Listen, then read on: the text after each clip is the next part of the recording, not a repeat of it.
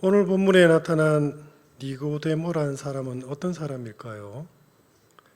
니고데모는 공간 복음에는 없고 요한 복음에만 세 차례 나오는 인물입니다. 그는 당시 유대 사회에서 사람들이 부러워할 만한 조건들은 모두 갖춘 인물입니다. 먼저 니고데모는 바리새인이었습니다. 바리새인들은 유대 경건주의자들로서 율법을 연구하고 지키는 일에 생명을 걸고 따랐던 사람입니다. 경건에 힘쓰던 바리새인들은 스스로에 대한 자부심이 대단하였습니다.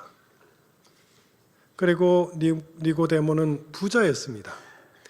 예수님이 십자가에 돌아가셨을 때 니고데모는 아리마대 요셉과 함께 몰약과 침향 100리트라를 가지고 와 예수님을 장사 지내 주었습니다. 당시 몰약과 침향은 아주 값비싼 물건입니다. 리트라는 로마의 계량 단위로 1리트라는 약 340g 정도 됩니다. 그러니까 100리트라는 약 34kg 정도입니다. 또한 니고데모는 사내들인 공회원이었습니다. 사내들인 공회는 유대인 지도자들 71명이 모여 입법, 사법, 행정의 권세를 휘두르던 당시 국회였습니다. 그리고 니고데모는 학식이 높은 랍비였습니다. 니고데모란 이름은 백성의 정복자라는 뜻을 가진 헬라식 이름입니다. 당시 대부분의 유대인들이 히브리어나 아람어를 그 이름으로 사용했습니다. 그런데 대조적으로 니고데모는 헬라식 이름을 사용한 것을 볼 때 그는 어릴 적부터 수준 높은 헬라 교육을 받고 자랐던 것으로 보입니다. 끝으로 니고데모는 교양이 있는 사람이었습니다. 우리는 예수님과의 첫 만남에서 니고데모의 정중한 태도와 교양 높은 수준을 엿볼 수 있습니다. 니고데모는 젊은이에 불과한 예수님을 랍비라 정중히 부르며 하나님께서 보내신 선생님을 인정하였습니다. 이쯤 되면 니고데모는 당시 유대 사람들이 바라던 사회적인 조건과 함께 인품까지 모두 갖춘 훌륭한 인물이라 말할 만하지 않습니까? 그런데 남부를 것이 없어 보이던 그가 예수님을 찾아왔습니다. 그것도 낮이 아니라 한밤중에 말이죠. 왜 그는 한밤중에 예수님을 몰래 찾아온 것일까요?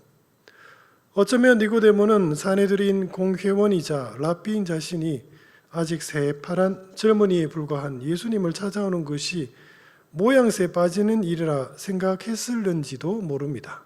그러나 니고데모 마음에는 스스로 풀지 못하는 질문이 하나 있었습니다.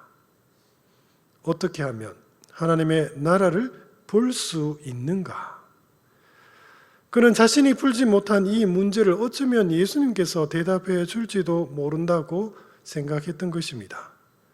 니고데모는 자신의 채통과 스스로는 도저히 풀지 못하는 난제 사이에서 한참을 고민하다 결국 한밤중에 다른 사람들의 눈을 피해 예수님을 몰래 찾아온 것입니다. 성도 여러분, 신앙생활이란 무엇일까요? 나는 교회에 처음 나왔습니다. 이제 막 교회에 다니기 시작한 입장에서 신앙생활이란 그저 주일날 교회에 잘 참석하는 것이 전부로 보입니다. 그렇게 한 해 두 해 열심히 교회를 다니다 보니 이젠 제법 다른 교인들과도 무척 친해졌습니다. 신앙생활이란 교인들끼리의 교제라는 생각이 들었습니다.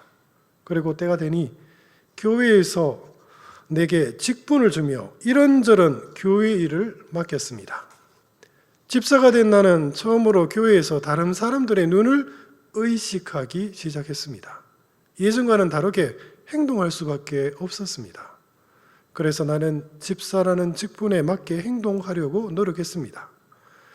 그렇게 교회 생활에 익숙해져 갔습니다. 어느덧 교회에 다닌 지 10년의 세월이 흘렀군요. 집사가 된 나는 생각했습니다. 집사 생활이 신앙생활이구나. 그러던 어느 날이었습니다. 어떤 한 사람이 눈에 띄었습니다. 한눈에 그는 다른 사람과는 다른, 아니 나와는 무언가 다른 사람임을 직감했습니다. 모름지기 사람이란 자기 유익을 쫓기 마련입니다. 그런데 이 사람과 함께 교회 일을 하다 보니 무언가 다른 점을 발견했습니다. 다른 사람과 다툴 만한 상황인데도 이 사람은 그냥 조용히 인내합니다. 그리고 자기 생각을 고집하기보단 도리어 상대에게 양보할 일이 있으면 언제나 자신이 기꺼이 먼저 양보해 줍니다. 유심히 그를 지켜보니 이 사람은 어떤 것을 결정할 때 그 결정이 언제나 자기 유익을 쫓지 않는다는 느낌만을 받을 뿐 그것이 정확히 무엇인지는 알 수가 없었습니다. 처음에는 단순히 사는 형편이 좋아 유순한가 싶었지만 몰래 그 사람의 형편을 알아보니 그렇게 유복하지도 않습니다. 오히려 나보다 가난하면 가난했지 별 볼 일이 없습니다. 그런데 그 사람의 마음에는 늘 평안이 있는 것만 같군요. 그에게 어려운 일이 없다는 뜻은 아닙니다. 어려운 형편 가운데서도 근거 없는 안심이 보입니다. 심지어 겸손하기까지 합니다. 그쯤 되니 나는 정말 궁금하기 시작했습니다. 아니, 도대체 저 사람과 나하고는 다른 점이 무엇인가요? 나도 신앙생활을 하고 저 사람도 신앙생활을 하고 있습니다. 그런데 왜 저 사람만, 저분만 아주 특별하게 보이는 것일까요? 사랑하는 성도 여러분, 저분만이 가진 신앙의 그 특별함은 대체 무엇입니까? 예수님은 자신을 찾아온 니고데모를 보자마자 단번에 그가 왜 이 한밤중에 자신을 찾아왔는지를 아셨습니다. 그리고 주님께서는 니고데모가 묻기도 전에 그가 한평생 궁금했던 답을 말씀해 주셨습니다. 진실로 진실로 내게 이르노니 사람이 거듭나지 아니하면 하나님의 나라를 볼 수 없느니라. 니고데모는 아주 교양 있는 사람으로 어쩌면 그는 예수님과의 첫 만남에서 서로 이해를 갖추고 득담이 오가는 대화를 기대했는지도 모릅니다. 그러나 예수님께서는 그런 불필요한 시간을 피하시곤 단도직입적으로 말씀하셨습니다. 니고데모야, 사람이 거듭나지 않고서는 결코 하나님 나라를 볼 수 없단다. 당시 유대인들은 하나님의 나라의 도래를 현실적인 왕국의 건설이라고 생각했습니다. 그래서 유대인들은 다윗의 자손이 왕이 되어 어서 빨리 정치적으로, 군사적으로 강력한 왕국을 세워주기를 기대하고 있었습니다. 그러나 당시 지중해 패권을 장악했던 강력한 로마 제국의 압제 아래서 살아가던 유대인들에게 새로운 다윗 왕국의 건설은 정말 요원할 따름이었습니다. 어쩌면 사내들인 공회원이었던 니고데모는 내 평생에 다윗의 왕국을 볼 수나 있을까라는 깊은 회의감 속에 살았는지도 모릅니다. 니고데모 평생의 고민은 어떻게 해서든지 하나님께서 약속하신 하늘 나라를 자신이 살아 생전에 목격했으면 좋겠다는 것이었습니다. 그런데 예수님과의 그 첫 만남에서 주님께서는 니고데모의 예성을 깬 뜻밖의 답변을 하셨습니다. 아니, 거듭난 사람만이 하나님의 나라를 본다고 합니다. 그러나 니고데모의 마음에 당혹스러움과 함께 큰 호기심이 일기 시작했습니다. 예수님의 돌발적인 그 답변으로 말미암아 니고데모는 스스로 깨닫진 못했지만 그가 한평생 품었던 세상적인 고민이 어느덧 영적인 고민으로 변하기 시작했습니다. 한글 성경에서 거듭이라고 번역된 아노덴이라는 단어는 크게 두 가지 의미를 가지고 있습니다. 위로부터라는 뜻과 새롭게라는 뜻입니다. 이 구절을 각 의미에 맞게 번역한다면 위로부터 태어나다와 새롭게 태어나다라고 해석할 수 있습니다. 성도 여러분, 위로부터 오는 것이 무엇입니까?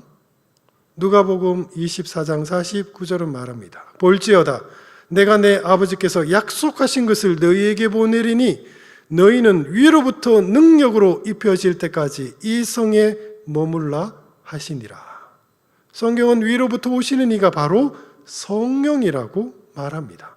그러니까 거듭나야 한다는 예수님의 답변은 상당히 함축적인 표현이라고 할 수 있습니다. 다시 말해 거듭난 자란 위로부터 오시는 성령으로 말미암아 새롭게 태어난 사람을 가리키는 것입니다.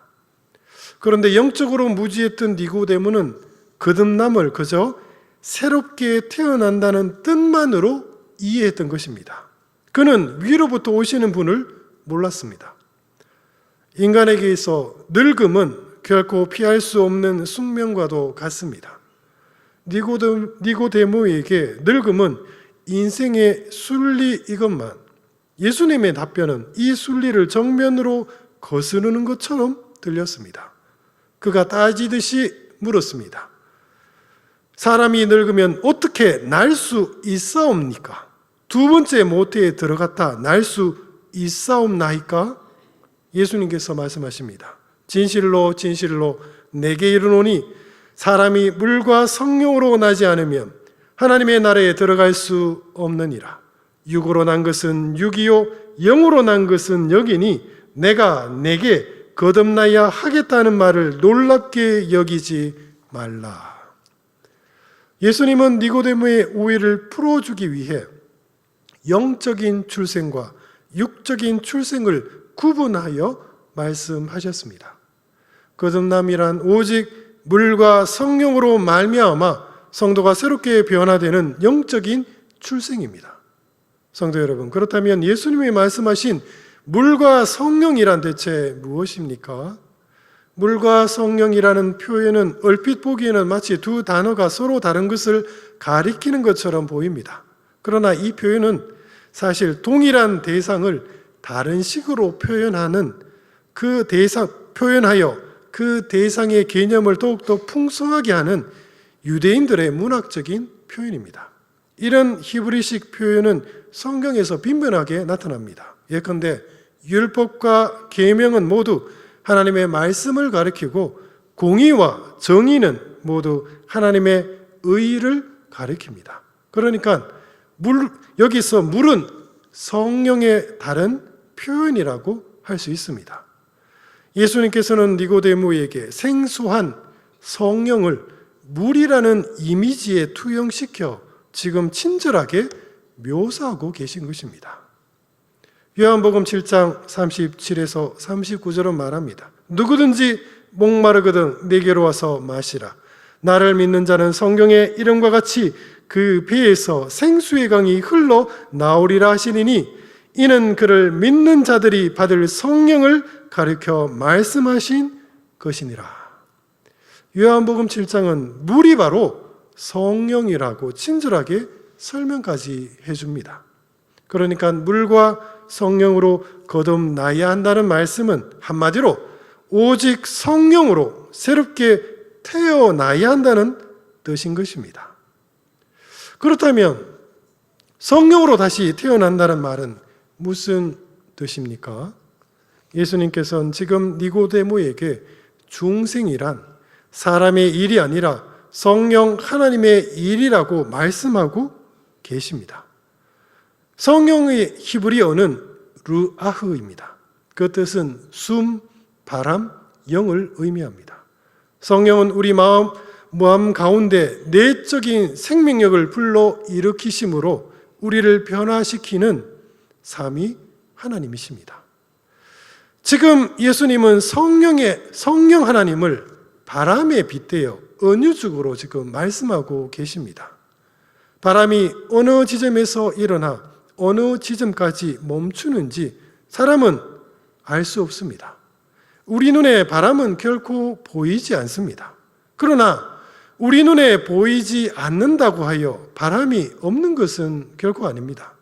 우리는 바람이 존재하고 있음을 분명하게 알고 있습니다. 아니, 어떻게 그것을 압니까?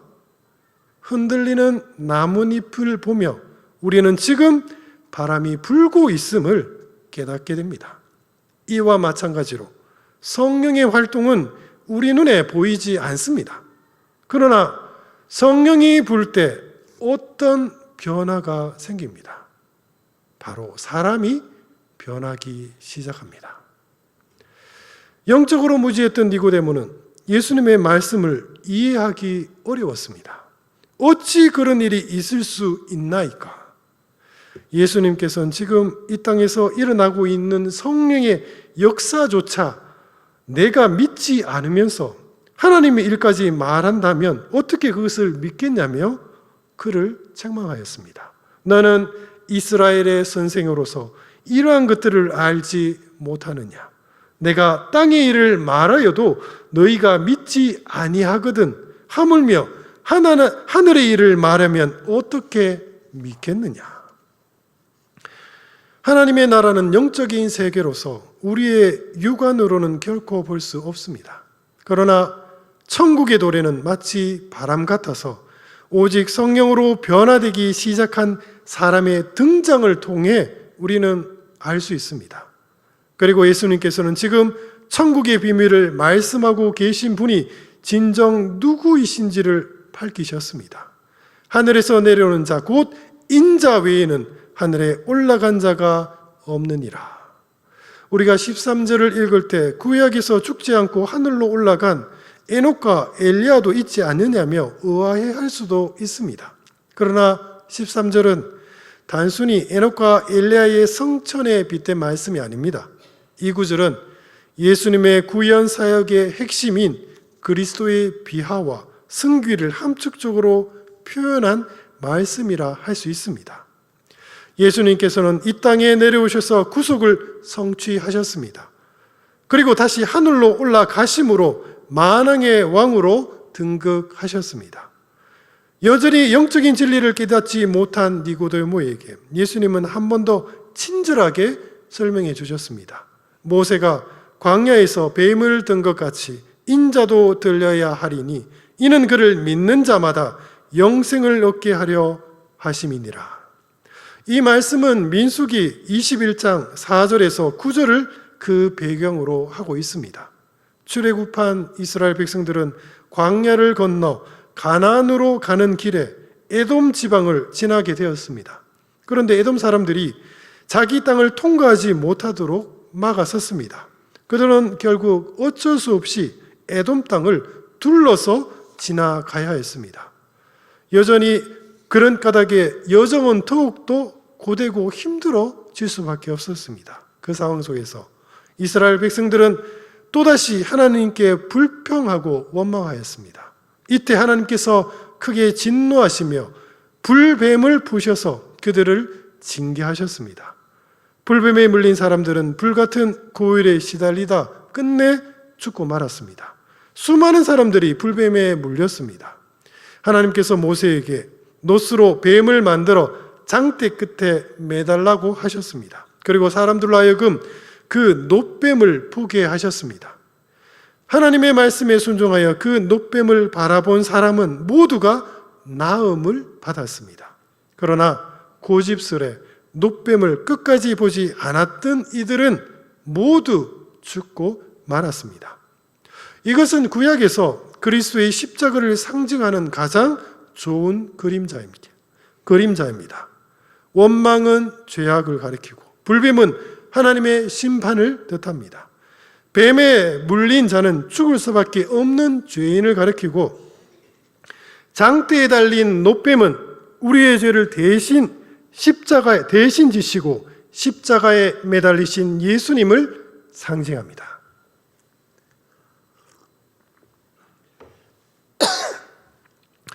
놋뱀을 바라본다는 것은 곧 예수님을 바라보는 신앙을 가리킵니다. 그리고 병이 나았다는 것은 곧 구원을 의미합니다.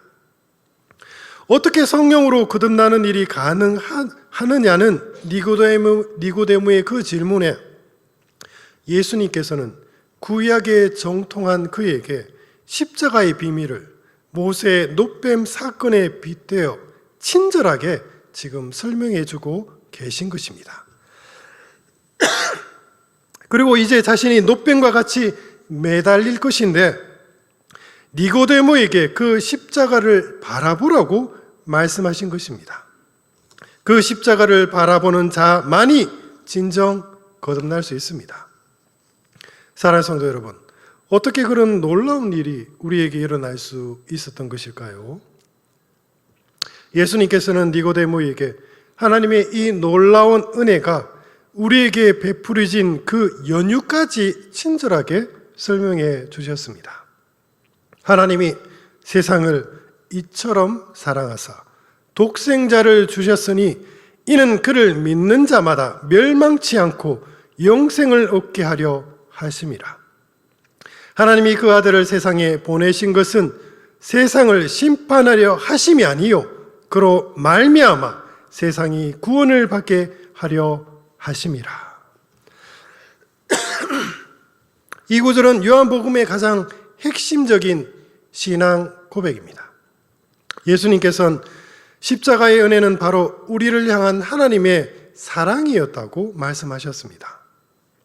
그 사랑이 얼마나 큰지 하나님 당신께서는 독생자까지 아끼지 않고 우리에게 내어주셨습니다. 성도 여러분, 과연 누가 자기 인생을 자신할 수 있을까요? 꾸준히 건강 관리를 한들 내 건강을 자신할 수 있습니까? 열심히 모은 재물이 내 인생을 책임져 줍니까? 성도 여러분, 우리 인생은 사실 모든 것이 불확실합니다. 그것은 마치 안개가 자욱기 깔린 골짜기를 걷는 것과 같습니다. 그러나 단 한 가지, 우리 인생에서 가장 확실한 사실이 하나 있습니다. 이것은 인간이라면 누구나 태어나면서 본능적으로 다 알고 있는 진실입니다. 그것이 무엇입니까? 나는 언젠가는 반드시 죽는다는 사실입니다. 그렇습니다. 우리는 모두 죽음이라는 가장 확실한 사형 언도를 받은 채 태어난 죄인들입니다. 성도 여러분, 그렇다면 우리는 이 확실한 죽음의 통보를 대체 언제 받았습니까? 선악을 알게 하는 나무의 열매는 먹지 말라. 내가 먹는 날에는 반드시 죽으리라.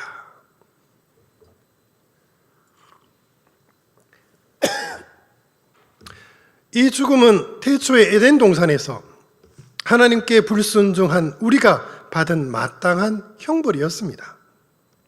사실 죽음은 영원을 사모하게끔 창조된 인간에게 대단히 부자연스러운 모습입니다. 그러나 사형 선고 아래 우리는 영적으로 이미 죽은 자요, 육적으로는 장차 죽을 수밖에 없는 존재가 되고 말았습니다. 그러나 우리 모두가 죽음의 선고를 받았을 때 하나님께서는 예수님을 십자가에 높이 매다신 후 그 십자가를 바라보는 자마다 다시 생명을 주시겠노라 약속하셨습니다. 그것은 정말 은혜의 손길이었습니다. 사랑하는 성도 여러분, 이 놀라운 은혜의 현장에서 죽은 시체와 같았던 우리는 과연 어떻게 반응을 했을까요? 그런데 놀랍게도 완악한 대부분의 사람들은 주님의 그 십자가를 바라보지 않았습니다. 오직 일부의 사람들만이 십자가를 바라보았습니다. 은혜의 십자가 앞에서 주님을 바라보는 자와 바라보지 않는 자로 극명하게 나뉘어졌습니다. 아니, 그들은 왜 십자가를 바라보지 않은 것입니까? 그들은 빛 대신 예수님을 바라보기를 스스로 거절하였습니다. 왜냐하면 빛 가운데 나아가면 자신의 추악함이 만천하에 드러나기 때문에 그것이 싫었던 것입니다. 진노의 자녀들은 스스로 빛을 미워하고 도리어 어둠을 사랑했습니다. 어둠에 머물기를 기뻐하는 그들의 악한 태도를 가리켜 성경은 무엇이라 부릅니까? 그것이 바로 회개치 않는 심령입니다. 반면에 십자가를 바라보는 이들이 있었습니다. 성도 여러분, 그렇다면 이들에겐 그 악한 마음이 없었기에 십자가를 바라본 것입니까?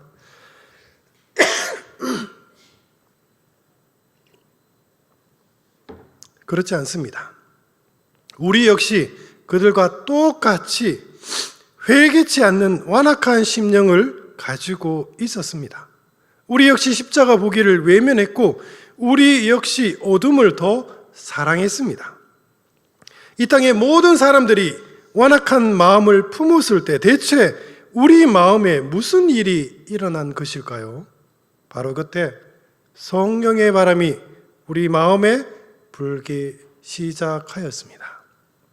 성령은 바람 같아서 어디서 불어오고 또 어디로 가는지 아무도 알 수 없습니다. 그러나 우리는 그 역사하심을 분명하게 목격할 수 있습니다. 아니, 그것을 어떻게 깨닫습니까? 나뭇가지인 우리가 흔들리기 시작한 것입니다. 그러자 그 단단했던 우리 마음밭이 귀경되기 시작했습니다. 그렇게 성령의 바람에 실려 우리는 조금씩 어둠에서 빛으로 등 떠밀려 나오기 시작했습니다. 그것은 참으로 불가항력적인 하나님의 은혜였습니다. 우리가 십자가를 바라본 것은 결코 내가 원해서가 아니었습니다. 그것은 오직 성령 안에서 이루어진 놀라운 영적인 출생이었습니다. 니고데모가 주님께 물었습니다. 주님, 대체 그런 일이 어떻게 일어날 수 있습니까? 예수님께서 말씀하십니다. 너는 내 말을 놀랍게 여기지 말라. 성령으로 난 사람은 다 그러하니라. 말씀을 정리할까 합니다. 첫째, 우리 스스로 자문합시다. 나는 진정 거듭난 사람이 맞습니까? 중생이란 니고데모의 말처럼 어머니 뱃속에 다시 들어가서 나오거나 아니면 나는 오늘부터 새로운 사람이 될 것이라는 그런 결심이 아닙니다. 거듭난 사람이란 바로 성령의 간섭을 받기 시작한 사람을 가리킵니다. 성령의 바람이 불매 세상을 바라보던 자가 이제 하나님을 바라보기 시작합니다. 무엇을 먹을까, 무엇을 입을까 걱정하는 사람이 이제 하늘의 생명을 소망하기 시작합니다. 우리가 바람의 시작과 끝을 모르듯이 성령의 시작과 끝은 그 역시 알 수 없습니다. 그러나 저기 나무 끝에서 바람에 나부끼는 나뭇잎처럼 성령으로 변화된 사람이 여기에 있습니다. 이것이 바로 중생입니다. 성도 여러분, 지금 우리 마음에 성령의 바람이 불고 있습니까? 삶 속에서 성령님의 간섭이 없다면, 지금 성화의 삶을 살고 있지 않다면 그는 아직 거듭난 사람이 결코 아닙니다. 둘째, 십자가를 바라보며 하나님의 그 크신 사랑을 우리 크게 깨달읍시다. 사랑은 어떻게 증명될 수 있을까요? 우리는 너를 사랑하기에 간섭하고 너를 사랑하기에 이 값비싼 선물을 준다고 말합니다. 분명히 그것 역시 사랑의 표현일 것입니다. 그러나 가장 고결하고 가장 완전한 사랑은 어떤 모습입니까? 그것은 희생이 아닐까요? 희생이란 자신의 가장 소중한 것을 상대를 위해 내어주는 행동입니다. 우리에게 가장 소중한 것은 자기 생명일 것입니다. 그런데 곰곰이 생각해 보면 때론 내 목숨보다 더 소중한 것이 얼마든지 있다는 사실을 알게 됩니다. 예컨대 부모에게 자녀는 자기 생명보다 더 귀중한 존재일 것입니다. 부모에게 가장 큰 아픔은 자식을 잃는 슬픔입니다. 그런데 하나님께서는 그 아픔보다 우리를 더 사랑하셨다고 말씀하십니다. 니고데모가 주님께 묻습니다. 주님, 어찌 그런 일이 일어날 수 있습니까? 예수님께서 니고데모에게 말씀하셨습니다. 이러한 모든 일은 너희를 사랑하시는 하나님의 사랑으로 말미암아 가능한 것이니라. 마지막으로 셋째, 나를 강권하시는 하나님의 그 불가항력적인 은혜 앞에 우리 모두 겸손히 엎드립시다. 십자가를 바라보지 않는 자들은 그들의 완악한 마음 때문에 멸망의 자리에 스스로 앉은 사람들입니다. 그들은 자기 죄로 말미암아 이미 심판을 받았습니다. 그러나 십자가를 바라보는 우리는 오직 하나님의 불가항력적인 은혜로 말미암아 어둠에서 빛으로 나온 사람들입니다. 오직 그 은혜가 우리를 인도하였습니다. 진리를 따른 자는 빛으로 나오나니 이는 그 행위가 하나님 안에서 행한 것임을 나타내려 함이니라. 그러므로 마땅한 심판 앞에 누구를 원망하겠습니까? 또 우리가 구원을 받았다고 하여 내게 무슨 자랑이 있겠습니까?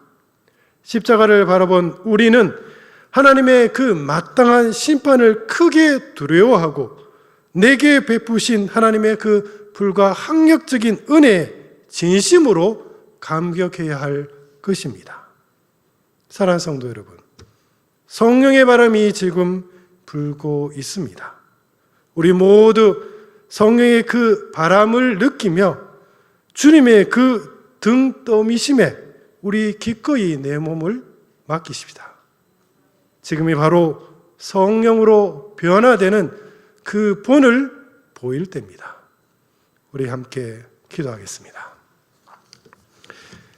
사랑과 은혜가 풍성하신 우리 주 하나님 아버지, 저희들 마음에 거룩한 주님의 영을 불게 하심을 주님 감사드려옵니다.